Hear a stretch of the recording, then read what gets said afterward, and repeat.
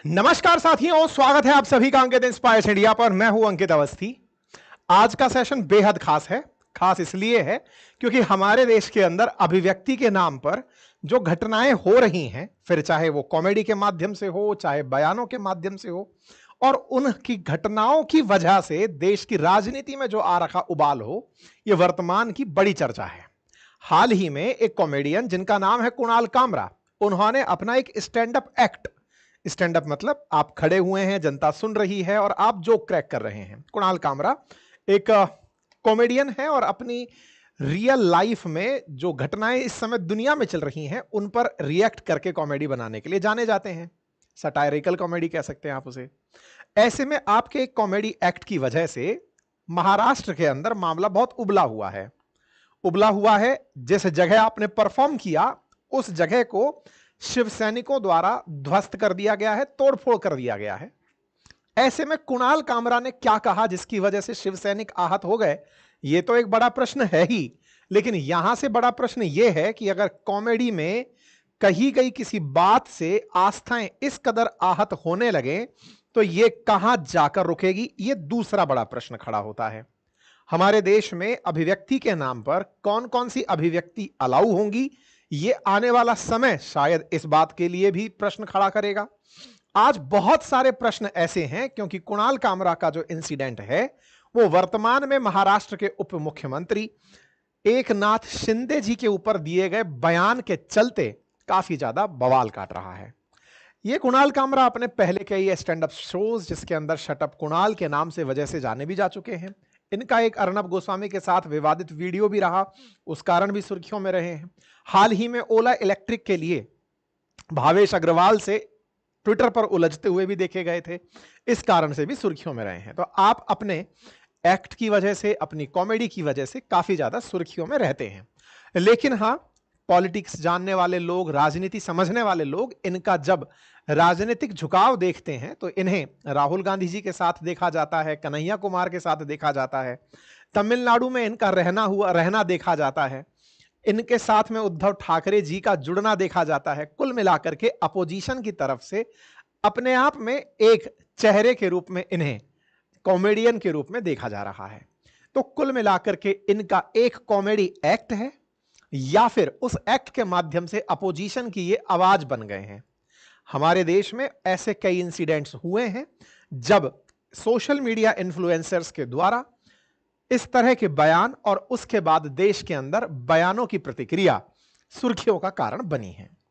फिलहाल के लिए इनके पक्ष में भी लोग आकर खड़े हो गए हैं, जिसमें से जया बच्चन जी का बयान काफी वायरल हो रहा है। उद्धव ठाकरे जी का इनके समर्थन में दिया गया बयान काफी चर्चा में हो रहा है। कुल मिलाकर के अपोजिशन की तरफ से अभी जो ग्रोख के रिप्लाईज के चलते भारत सरकार आहत होकर चुकी ही थी, या कहिए तो जो बीजेपी आहत होकर निकली ही थी, अब उस कमी को कुणाल कामरा ने अगले 5 दिन का और भोजन दे दिया है। कुछ समय पूर्व देश के अंदर ग्रोख चर्चा में था, ट्विटर का एआई चर्चा में था, जो कि सत्तारूढ़ दल के खिलाफ काफी सारे लिख लिख करके बयान दे रहा था। अब कुणाल कामरा का स्टैंड अप एक्ट, जिसके चलते कहीं ना कहीं सत्तारूढ़ दल को अपने खिलाफ हो रहे इस रूप को देखकर असहज होना बड़ा आसान से दिखाई दे रहा है। आइए कुणाल कामरा के बारे में थोड़ा और जान लेते हैं। आप अपने पॉपुलर शो शटअप या कुणाल के लिए जाने जाते हैं।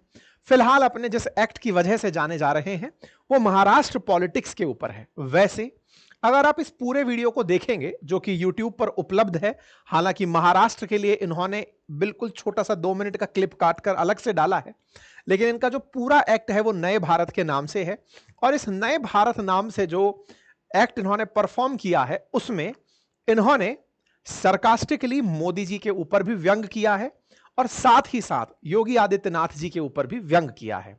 इतना ही नहीं, इन्होंने अपने एक्ट में अंबानी, आनंद महिंद्रा, भावेश अग्रवाल जैसे वो चर्चित लोग जो कहीं ना कहीं अपने कंटेंट की वजह से सुर्खियों में रहते हैं या फिर अपने काम या अपने रिएक्शंस की वजह से चर्चा में रहते हैं, उनके ऊपर भी बहुत अच्छे से सटायरिकल तरीके से इन्होंने अपनी प्रतिक्रिया दी है। अब इनकी जो प्रतिक्रिया है उसमें जो सबसे बड़ा टच पॉइंट बना वो एकनाथ शिंदे जी का था। कुछ लोग कह रहे हैं कि ये तो केवल ट्रिगर था, असल मायने में तो मोदी जी के खिलाफ इनके जो बयान थे उससे लोग भड़के हुए हैं, लेकिन उस पर भड़कना मोदी जी की इमेज को नुकसान पहुंचाने जैसा होगा। उस ध्यान को मोदी जी के ऊपर शिफ्ट करने के स्थान पर इसे एकनाथ शिंदे जी के ऊपर शिफ्ट कर दिया जा रहा है।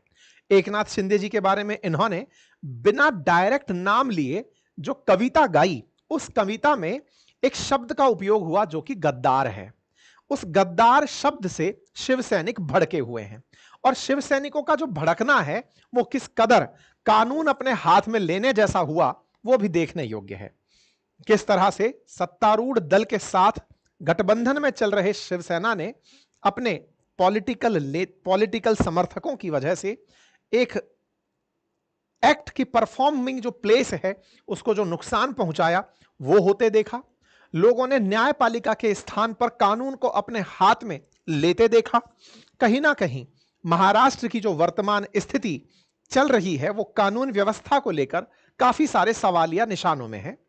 फिलहाल के लिए कुणाल कामरा का जो एक्ट है उस एक्ट को मैं यहां पर नहीं बजा रहा हूं, वो इसलिए नहीं बजा रहा हूं कि संभवतया ये कॉपीराइट इशू हो सकता है। इसमें ये एक गाना गा रहे हैं, हम होंगे कामयाब करके, उस पर इन्होंने देश के अंदर नाकामयाब कैसे होंगे इसके ऊपर टिप्पणी डाली है। ऐसे ही इन्होंने जो एकनाथ शिंदे जी के ऊपर बयान दिया वो कुछ इस प्रकार से लिखा हुआ है।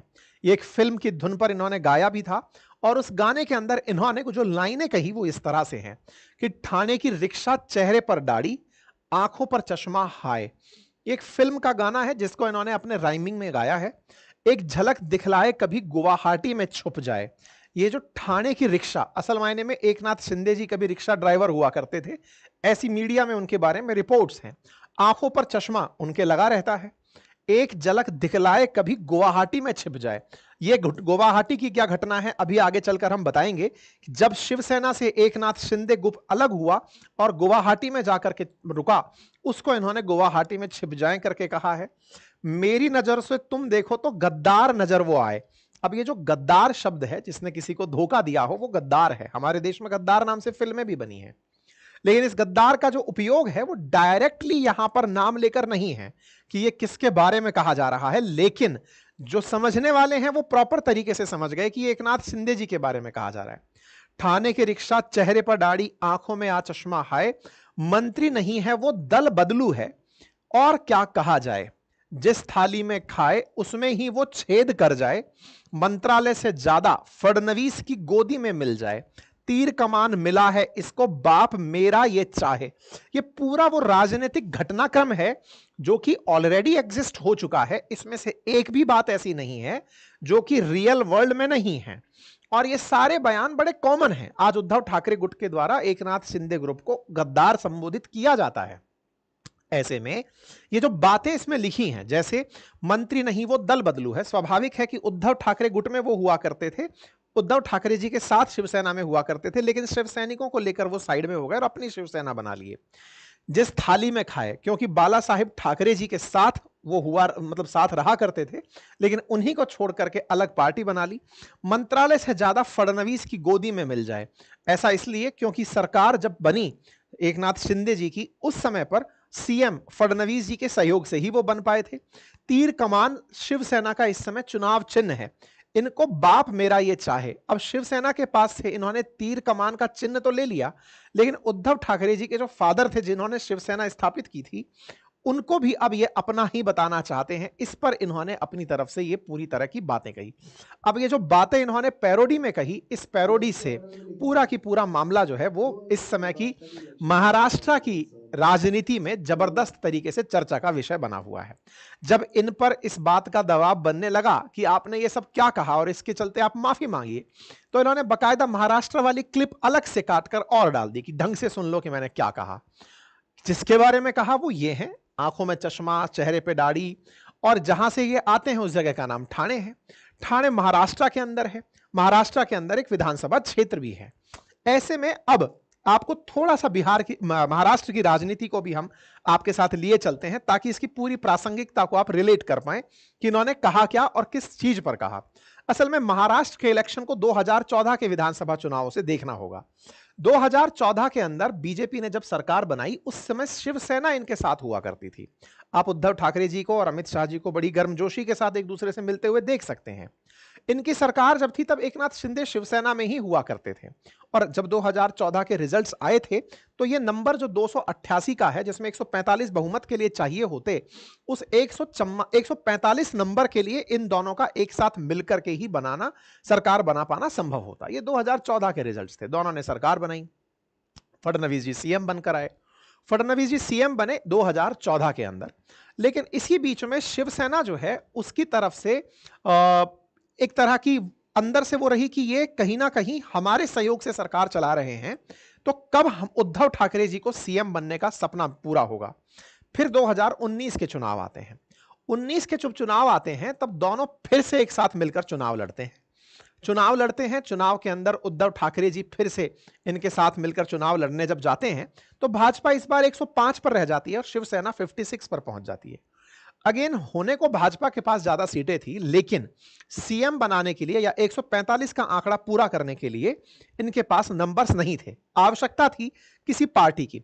एनसीपी का जो नेचुरल इंक्लिनेशन देखा गया है वो हमेशा कांग्रेस के साथ देखा गया है, हालांकि अभी एनसीपी भी एनडीए के साथ ही महाराष्ट्र में है। इन दोनों पार्टियों के बीच में फिर एक अलायंस बनना था। 145 सीटों की समीकरण अगर आप दूसरी तरफ से देखें तो एक यहां पर भी बनती दिखती है, 56, 54, 110 और यहां से पूरे की पूरे 154। ये तीनों अगर मिल जाएं तो भी 154 का नंबर बनता हुआ दिख रहा है। शुरुआत यहां से हुई। शिवसेना को यह लगने लगा कि हमारी वजह से इनका सीएम बनता है, अगर हम ही पलट जाएं तो इनका सीएम नहीं बनेगा। ऐसे में शिवसेना ने एक नया अलायंस कर लिया। उद्धव ठाकरे जी ने अपने लिए सरकार के अंदर जैसे ही शपथ ली, कुछ ही समय बाद यह सरकार गिर जाती है और उद्धव ठाकरे जी यहां पर मुख्यमंत्री बनकर आ जाते हैं। महाराष्ट्र के अंदर गवर्नमेंट के अंदर उद्धव ठाकरे जी कांग्रेस और एनसीपी की मदद से सरकार में आते हैं। अब यहीं पर एक बहुत बड़ा ट्विस्ट है और वो ट्विस्ट ये है, 2019 में शिवसेना का कांग्रेस और एनसीपी के साथ मिल जाना ये बिल्कुल वैसे ही है जैसे कभी केंद्र में बीजेपी और कांग्रेस एक साथ मिलकर सरकार बना लें, क्योंकि शिवसेना को बीजेपी से भी ज्यादा दक्षिणपंथी पार्टी माना जाता रहा है। जब बाला साहेब ठाकरे थे तो उस समय पर शिवसेना को एक्सट्रीम मतलब राइट विंग पार्टी माना जाता था। ऐसे में राइट विंग और सेंट्रल लेफ्ट और कांग्रेस की लेफ्ट, ये तीनों की राजनीति एक साथ मिल जाना, इससे बड़ी संख्या में शिवसैनिकों को महाराष्ट्र में बुरा भी लगा। जो शिवसेना की राजनीति में विश्वास रखने वाले लोग थे, उन्होंने उद्धव ठाकरे जी के इस प्रयास को काफी भला बुरा कहा। यह वो दौर था जिस समय उद्धव ठाकरे जी को यह नाम मिला कि आप गद्दारी कर गए अपने उन लोगों के साथ जो कभी आपके साथ इसलिए आए थे कि आप कांग्रेस के खिलाफ राजनीति करते हैं। आज आप कांग्रेस के साथ ही चले गए और उन्हीं के साथ में राजनीति करने लगे। यह केवल सत्ता में बने रहने की चाहत है। उद्धव ठाकरे जी ने यह कार्य किया, लेकिन महाराष्ट्र के अंदर कहीं ना कहीं जो शिवसैनिक कांग्रेस के खिलाफ अपने अंदर का भाव रख करके उद्धव ठाकरे जी के साथ थे, वो सभी 2 साल बाद एकनाथ शिंदे जी के साथ हो लिए। उनमें से लगभग 2/3 विधायक शिवसेना छोड़कर एकनाथ शिंदे जी के साथ हो लिए और एकनाथ शिंदे जी उन सबको लेकर आसाम चले गए। किसी भी राजनीतिक दल का विलय दूसरे दल में तब माना जाता है जब according to anti defection law, जब 2/3 सदस्य निकलकर किसी दूसरे दल में मिल जाएं। ऐसे में एकनाथ शिंदे जी 2022 में अपने शिव सैनिकों को, जो शिवसेना के विधायक हैं, उनको लेकर गुवाहाटी चले जाते हैं। जो कुणाल कामरा का जो व्यंग है उसमें गुवाहाटी का जो जिक्र है वो असल मायने में इस वजह से है। तो यहां पर 2 तथ्य हैं।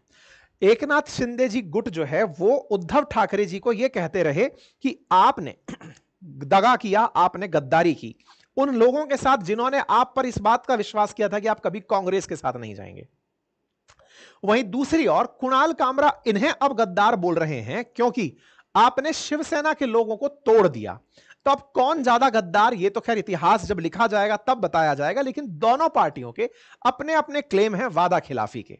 चलिए आगे बढ़ते हैं। एकनाथ शिंदे जी ने 2022 में जो किया उसके चलते 40 एमएलए इनके साथ हो गए। 2/3 से अधिक एमएलए लेकर के ये आसाम चले गए। आप आसाम में इस तरह की तस्वीरों के साथ 2022 में दिखाई दिए। परिणाम यह निकला कि एकनाथ शिंदे और फडणवीस जी फिर मिले और सरकार बीजेपी के साथ इस एकनाथ शिंदे ग्रुप ने बना ली, क्योंकि जो मैजिक नंबर 145 चाहिए था वो पूरा हो रहा था। ऐसे में महाराष्ट्र के अंदर एकनाथ शिंदे को बीजेपी ने सीएम बनाकर अपने आप में सरकार अपने साथ रख ली और उद्धव ठाकरे जी कुल मिलाकर के 2 साल और 214 दिन, लगभग 3 साल तक सत्ता में रहे। इनके साथ जो घटनाक्रम हुई, जिसके अंदर शिवसेना का एक गुट निकल करके एकनाथ शिंदे जी के साथ चला गया, तो अब बड़ा मसला यहां पर एंटी डिफेक्शन लॉ से संबंधित खड़ा हुआ। अगर कोई भी राजनीतिक दल अपने 2/3 विधायक अथवा सांसदों के साथ किसी दूसरे के साथ मिल जाए तो उसे ओरिजिनल राजनीतिक ग्रुप माना जाता है, और यही हुआ। शिवसेना जो उद्धव ठाकरे जी वाली थी और जो शिवसेना एकनाथ शिंदे वाली थी, उनमें से ओरिजिनल कौन, यह मामला कोर्ट में पहुंच गया। कोर्ट में पहुंचा तो कोर्ट ने बिल्कुल कानूनन उस बात को माना जो एग्जिस्ट कर रही है।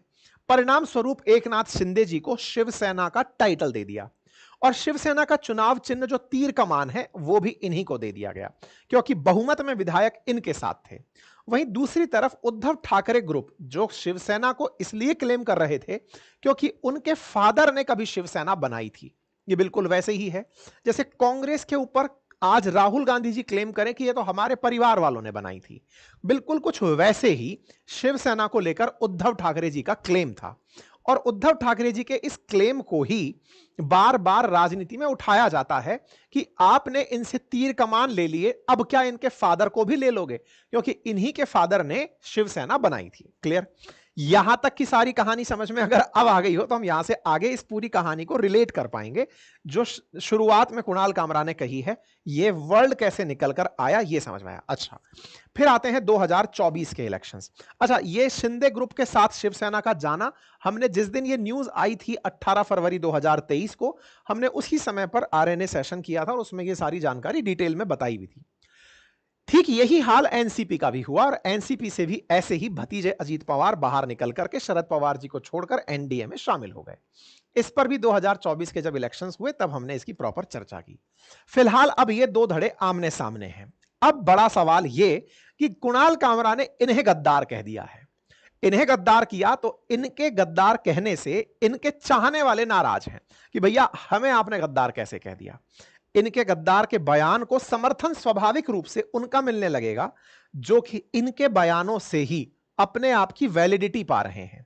ऐसे में जो उद्धव ठाकरे ग्रुप है वो उद्धव ठाकरे ग्रुप तो इनके बयान से कहीं ना कहीं खुश है कि तुमने सही कहा, लेकिन जो एकनाथ शिंदे जी का ग्रुप है उसने जिस स्टूडियो में ये कॉमेडी एक्ट परफॉर्म किया गया था हैबिटाट नाम से, वहां जाकर तोड़फोड़ कर दी। ये जो तोड़फोड़ की तस्वीरें हैं और साथ ही साथ जहां ये एक्ट हो रहा था अगले दिन जब कोई दूसरा एक्ट चल रहा था, उस समय शिव सैनिकों के द्वारा जिस तरह की तोड़फोड़ की गई, दीवारों को तोड़ा गया, यहां से फिर एक बड़ा प्रश्न खड़ा हुआ। और वो बड़ा प्रश्न ये था कि एकनाथ शिंदे जी को गद्दार कहने का ये जो बयान था ये कुणाल कामरा के द्वारा दिया गया बयान था, तो टेक्निकली सारा एक्शन कुणाल कामरा पर बनता था। लेकिन जिस जगह ये एक्ट परफॉर्म हुआ वहां पर भीड़ के द्वारा ये जो कृत्य किया गया, ये क्या कानूनी रूप से सुरक्षित बात थी? क्या कानून अपने हाथ में लेना उचित था? ये एक बड़ा प्रश्न है जो उठ करके यहां आने लगा।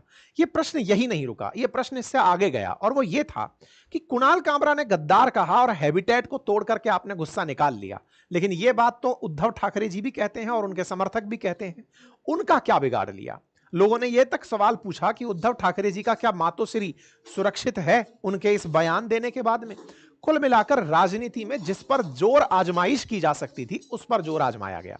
लेकिन मैं जब इस पूरे एक्ट को ध्यान से देखा तो मुझे एक और पॉइंट यहां पर निकल कर आया, और वो ये था कि कुणाल कामरा ने बकायदा जो राइट विंग सपोर्ट में लोग रहते हैं या फिर जो राइट, जैसे अंबानी और मोदी जी का कनेक्शन बढ़िया जोड़ा जाता है तो इसने बढ़िया अंबानी जी को रोस्ट किया, ऐसे ही महिंद्रा जी को भी बढ़िया से रोस्ट किया, ठीक ऐसे ही ओला के मालिक को रोस्ट किया। और पूरा सेलेक्टिव तरीके से जब यह काम हुआ तो इसका एक पॉलिटिकल इंक्लिनेशन भी साफ साफ जाहिर हो गया कि आपको जो चीजें नजर आई वो केवल उस पक्ष में नजर आई जहां किसी एक पक्ष का ईगो सेटिस्फाई होता हो। यहां पर दोनों के लिए ही बड़े सारे प्रश्न खड़े हो गए। जहां एक और कुणाल कामरा के लिए प्रश्न यह था कि आपने जानबूझकर यह पॉलिटिकल कृत्य किया ताकि आपको इस वजह से यह सारा विवाद देखने को मिले, वहीं दूसरी तरफ यह सवाल सरकार से भी बना कि आपकी प्रेजेंस में इस तरह के एक्ट होना कितना सही? खैर, सत्तारूढ़ दल की तरफ से, उनके सैनिकों की तरफ से, शिव सैनिकों की तरफ से कुणाल कामरा के खिलाफ शिकायत दर्ज कराई गई, केस दर्ज हुआ बकायदा। जब ये सब हो रहा था, इस बीच में कुणाल कामरा फिर एक तस्वीर डाल देते हैं और उस तस्वीर के अंदर अपने हाथ में वही राहुल गांधी जी वाली कॉन्स्टिट्यूशन की किताब। अब ये बात भी बड़ा इंटरेस्टिंग है कि वो वही राहुल गांधी जी वाली, असल में कॉन्स्टिट्यूशन जो हमारे पास भी बुक उपलब्ध है वो अलग अलग कलर और अलग अलग फ्लेवर्स में आती है, लेकिन ये बकायदा राहुल गांधी जी के हाथ से चर्चा में है। इन्होंने बकायदा इस तस्वीर को डाल दिया। इसका उद्देश्य केवल इतना था कि यह सब कॉन्स्टिट्यूशन के तहत हुआ है। कॉन्स्टिट्यूशन में ऐसा क्या है? भारत के संविधान में आर्टिकल 19 के अंदर भाषण और अभिव्यक्ति की आजादी है, freedom of speech and expression है। और जब freedom of speech and expression होता है तो ऐसे में आपको रीजनेबल रेस्ट्रिक्शंस भी दिए जाते हैं। तो क्या यह रीजनेबल रेस्ट्रिक्शंस के दायरे में किया गया एक्ट था? यह आने वाला समय कोर्ट के माध्यम से डिसाइड कर लेगा। लेकिन जो कोर्ट में जाने से पहले फैसले हो रहे हैं वो फैसले कहीं ना कहीं सरकार पर कई प्रश्न खड़े करते हैं। हालांकि कोर्ट अपने आप में एक चर्चा का विषय है, क्योंकि आजकल जजों के घर में भी 15 करोड़ रुपए जलते हुए मिल जा रहे हैं। फिर से एक बड़ा प्रश्न है कि भ्रष्टाचार या फिर काला धन कहां तक रुका। खैर, इन सभी प्रश्नों के बीच में कुणाल कामरा और उनके खिलाफ जो शिवसैनिक हैं उनका गुस्सा इस समय चर्चा का विषय बना हुआ है। लोग अपने अपने स्तर पर अपनी अपनी प्रतिक्रियाएं दे रहे हैं। शिवसेना के जिन्होंने ये सब हरकत की उनको बेल मिल जाती है। लोग फिर मीम्स की बाढ़ लाने लगते हैं। मीम्स को लेकर के आते हैं तो कॉमेडियंस जिनके ऊपर हाल ही में इस तरह के समय रैना जैसे लोग जिनके ऊपर डार्क कॉमेडी के चलते लोगों की नाराजगी निकल कर आई थी, वो इसी कैटेगरी में औरों को अपने साथ आते हुए देखे कि भाई कुणाल कामरा भी हमारी लिस्ट में आ गया। फिर चाहे रणवीर अलाहाबादिया हो, समय रैना हो, और देश में एक अलग बहस को जन्म दे दिया। और वो बहस ये कि अब क्या इतने छोटे छोटे बयानों से देश की आस्था प्रभावित होने लगेगी और प्राइम टाइम में देश के अंदर सारे मुद्दे साइड में हटाकर देश के अंदर जितने बड़े मुद्दे हैं, फिर चाहे वो महंगाई से जुड़ा हुआ हो, बेरोजगारी से जुड़ा हुआ हो, काले धन से जुड़ा हुआ हो, महिलाओं के खिलाफ अत्याचार से जुड़ा हुआ हो, रेप से जुड़ा हुआ हो, उन सब मुद्दों को हटाकर देश प्राइम टाइम में क्या ये सब डिस्कस करेगा? 145 करोड़ की आबादी वाला भारत आज अपने सारे मुद्दे भुलाकर किसी एक के द्वारा दिए गए बयान पर अपना पूरा समय हटाकर इस पर चर्चा कर रहा है। यह भी एक नया विषय डिस्कशन का बन गया है। इस पर जया बच्चन जी से बयान लिया गया तो उन्होंने कहा कि ये तो आपको सोचना चाहिए। पत्रकारों से कहा कि ये आपको भी बताया जाएगा कि जया बच्चन का इंटरव्यू लेना है कि नहीं लेना है।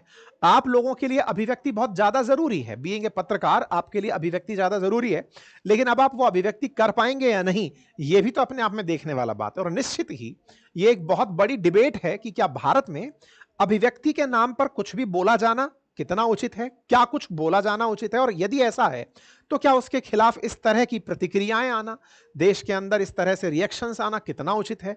क्या हम लोगों के अंदर या तो टॉलरेंस लेवल बहुत ज्यादा घट गया है, एक बड़ा प्रश्न है, और या फिर बोलने वालों का साहस बहुत बढ़ गया है? ये चीज आने वाला समय कैसे डिसाइड करेगा, ये तो आप और हम ही अपने भाव से और अपने रिएक्शन से बता पाएंगे। बाकी लोग बकायदा मोदी जी के इस वीडियो को भी निकाल लाए जिसमें उन्होंने हाल ही में एक पॉडकास्टर को अपना जब इंटरव्यू दिया तो उस समय उन्होंने एक लाइन बोली थी कि मैं क्रिटिसिज्म को वेलकम करता हूं। तो लोगों ने कहा कि कुणाल कामरा ने क्रिटिसिज्म ही तो किया, आप उसका वेलकम नहीं कर पाए। खैर, फिलहाल के लिए सीएम जो है यहाँ के महाराष्ट्र के, उन्होंने अपनी तरफ से यही एक लाइन बोली कि यह बर्दाश्त नहीं किया जाएगा। कॉमेडी की आड़ में अगर मुख्यमंत्री जी को, उप मुख्यमंत्री जी को बदनाम किया जाएगा तो यह सही नहीं है।